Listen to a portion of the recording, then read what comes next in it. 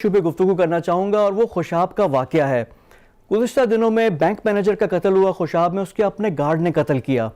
ये माशरे में जो शिद्दत पसंदी आ रही है और उसमें मज़हब का नाम इस्तेमाल किया जाता है, और वहाँ पे पहले जिस तरह की ब्लास्फेमी की बातें होनी शुरू हो गई। अब वो बंदा तगड़ा था, जिसकी फैमिली तगड़ी थी, उन्होंने उसको क्लियर किया, क्लैरिफाई किया, अदरवाइज़ ये चीज़ें चली जाती हैं।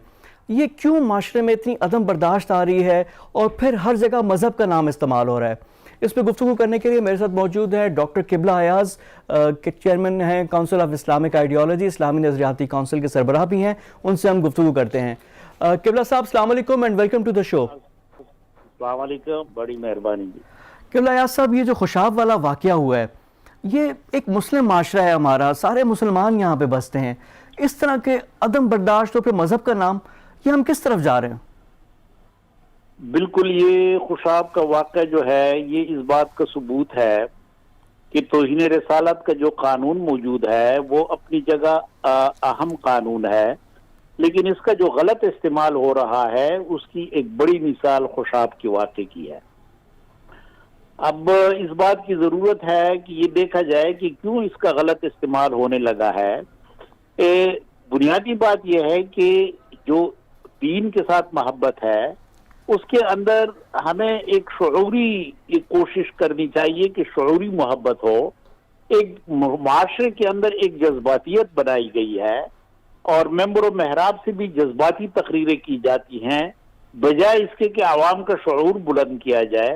तो इस बात की ज़रूरत है कि आलमी ताज़ीरात पाकिस्तान में गलत इल्ज़ाम लगाने के लिए सज़ाएं तो मौजूद हैं, लेकिन ये सज़ाएं सख्त होनी चाहिए, मज़ीद सख्त होनी चाहिए, ताकि इस किस्म के इल्ज़ामात ना लगाए जा सकें।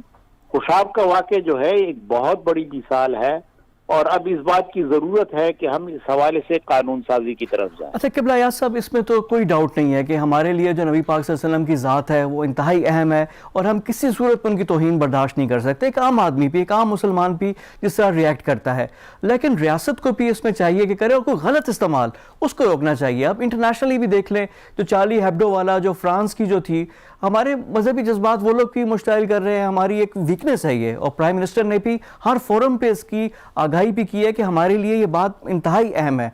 लेकिन जो इस तरह के लोग हैं जो गलत इस्तेमाल करते हैं, ये भी तो, इसके भी सद्देबाप करना चाहिए। ये भी तो एक तरह से तौहीन है। बिल्कुल, ये आपकी बात 100% सही है। इसमें कोई शक नहीं कि रसूल अकरम सल्लल्लाहु अलैहि वसल्लम की इहानत का मामला हमारे लिए बहुत जज्बाती मामला है और इसके लिए वजीर आजम साहब ने जिस तरीके से दुनिया के सरबराहान को, मुख्तलिफ ममालिक के रियासत के सरबराहान को खत लिखा है, ये एक अच्छी कोशिश है। इस सिलसिले में मजीद अवामी शऊर को और सिफारती सतह पे कोशिशें जारी रखनी चाहिए। लेकिन बुनियादी बात यह है कि हमें ये भी देखना है कि जब इस किस्म की इहानत हो तो उस इहानत की तशहीर ना की जाए। ये तशहीर जो है ये मजीद इस मामले को उलझा देती है, क्योंकि रसूल अकरम सल्लल्लाहु अलैहि वसल्लम की इहानत की पोस्टें अगर हैं उनको अगर आम कर दें तो ये खुद एक बहुत गलत बात है। और मैं समझता हूं कि इस सिलसिले में ये कानून साजी भी काफी नहीं होगी। इस सिलसिले में अवामी शऊर को भी बेदार करना और मेंबर महराब से ये आवाज़ उठाना, इसकी बहुत ज़रूरत है। किबला साहब, ये बड़ी इंपॉर्टेंट बात आपने की है कि जो मेंबर महराब हैं, जो हमारे जो रिलीजियस लीडर हैं, वो भी कि वायलेंस ना हो, तशद्दुद ना हो मज़हब के नाम पे, और हर कोई कानून अपने हाथ में ना ले, लेकिन रियासत को भी साथ साथ एक्ट करना चाहिए ताकि लोग मुश्ताइल ना हो, ये चीज़ें करें। तो बड़ी ट्रिकी सिचुएशन है। इसमें आप लोग क्या कर रहे हैं, यानी काउंसिल ऑफ इस्लामिक आइडियोलॉजी का क्या रोल है, क्योंकि तमाम मकातब फ़िक्र मौजूद हैं आप लोगों के पास, आप लोगों का क्या इसमें लाए अमल है?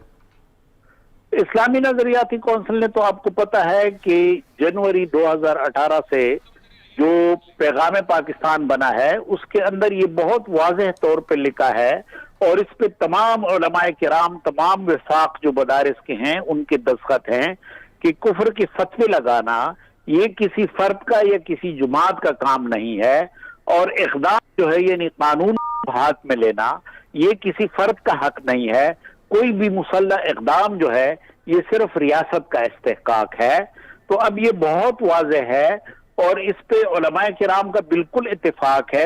जरूरत इस बात की है कि अब इस सिलसिले में मेंबर महराब को एक्टिवेट किया जाए और जहन साजी और पॉलिसी साजी के जो इदारे हैं وہ اس کے لیے مربوط ایک پالیسی بنائیں تاکہ جو جذباتیت ہے اس حوالے سے اس جذباتیت کا استحصال نہ ہو سکے، جس طرح اس بندے نے خوشاب میں کیا کہ جب قتل کیا، ایک غلط اقدام کیا، تو پھر لوگوں سے نعرے بھی لگوائے، لوگوں نے ان کے ہاتھ بھی چومنا شروع کر دیے۔ یہ تو بہت بعد میں پتہ چلا کہ انہوں نے غلط قدم اٹھایا تھا، ایک شریف بندے پہ، ایک اچھے بندے پہ، ایک بے گناہ بندے پہ اس نے اپنے مقاصد کے لیے، اپنے ذاتی اغراض کے لیے اس کو قتل کرنے کا اقدام کیا۔ جی بڑی مناسب بات، بہت شکریہ آپ کے ٹائم کا۔ ڈاکٹر قبلہ Ayaz, council of Islamic cardiology کے سربراہ تھے، ہمارے ساتھ موجود تھے۔ پروگرام میں وقت ہو گیا ایک بریک کا، بریک کے بعد آ کر گفتگو کا سلسلہ جاری رکھیں گے۔ Stay with us.